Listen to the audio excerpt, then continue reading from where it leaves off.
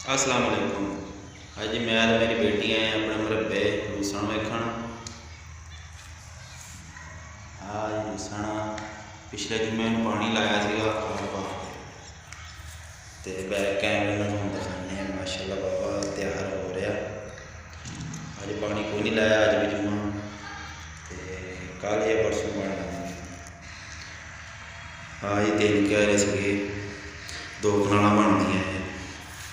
पिछले जुम्मे ना लाया सी पानी।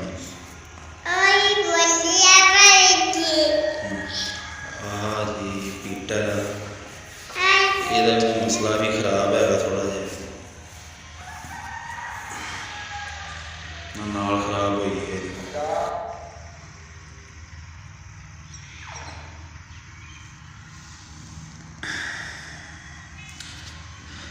अभी बोर है इधर गुआढ़ियां का इन्होंने पिछले दिन रंग बीजी है इतने पिछले जुम्मे वाहवा हुई खड़ी है।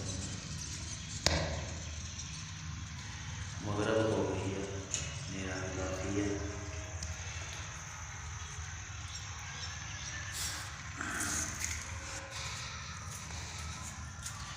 हूँ जा रहे घर। हेलो करते भाई हस के दिखा आज के दिखा कुछ कर दे।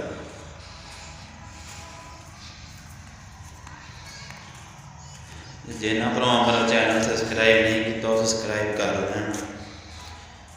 आने वाली वीडियो थोड़े को बर वक्त पहुँचती रहे।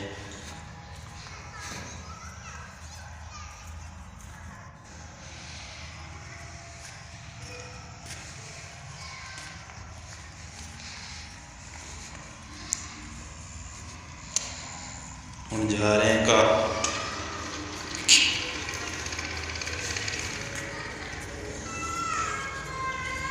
पहुँच चले हैं घर। ब्लॉग पसंद आए तो लाइक कमेंट जरूर कर दो।